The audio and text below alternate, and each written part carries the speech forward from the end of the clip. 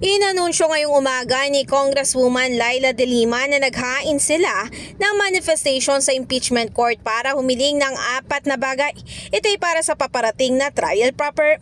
Ayon kay De Lima, ang unang hiling nila ay magkasundo sila sa trial stage na gumamit ng Filipino o di kaya English language para matiyak nga na maintindihan ng publiko ang mga mapag-uusapan dito. The thing that I wish to announce is that today the prosecution just filed a manifestation with a proposal on certain pre-trial matters.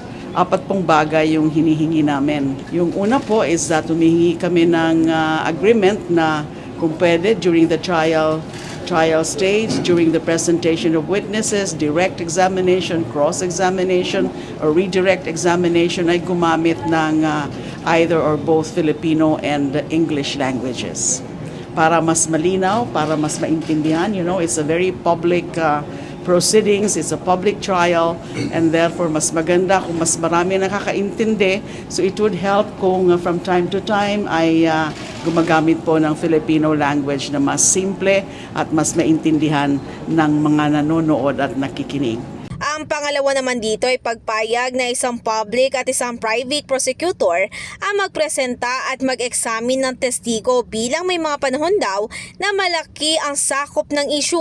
Para sa pangatlo, nilagay na rin daw nila rito ang hiling ng defense team na magkaroon nga ng 3-day disclosure para sa paglalabas ng testigo upang hindi na magulat ang mga magkabilang panig. Gusto ko pong linawin na itong requirement na ito, itong proposal na ito ay actually hiling po yan ng defense.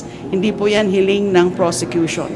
Kasi sa tingin po namin ay nandyan naman, alam na nila kung sino yung mga witnesses namin, alam na nila kung ano yung mga ebidensya, nandyan yan sa pre-trial brief.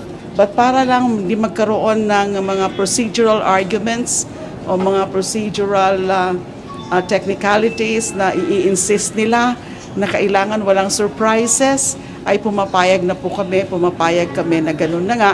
At least 3 days before the presentation of a witness or witnesses ay kailangan ay ma-notify yung the other party. Sa huli, layunin din umano ng kanilang manifestation na hilingin na buksan na ngayon ang sealed BIR box na hindi pa nga nabubuksan sa nakaraang proceedings ng Committee on Justice. Sa ngayon, wala pa namang tugon ang defense team tungkol dito. Hindi ko pa namin nababasa ng talagang malaliman dahil as you know, we were in the marquee.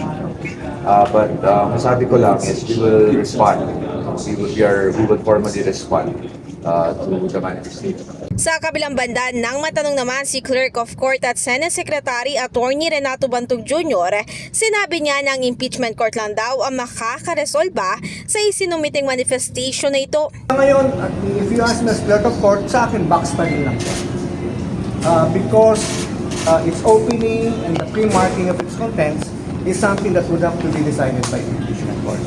Whether they will decide before the convening or they will wait for the convening is an open question right now. Sa naging press conference, nabanggit naman ni Bantog na ngayong araw daw niya planong sabihan si Senate President Win Gatchalian tungkol sa manifestation na ito.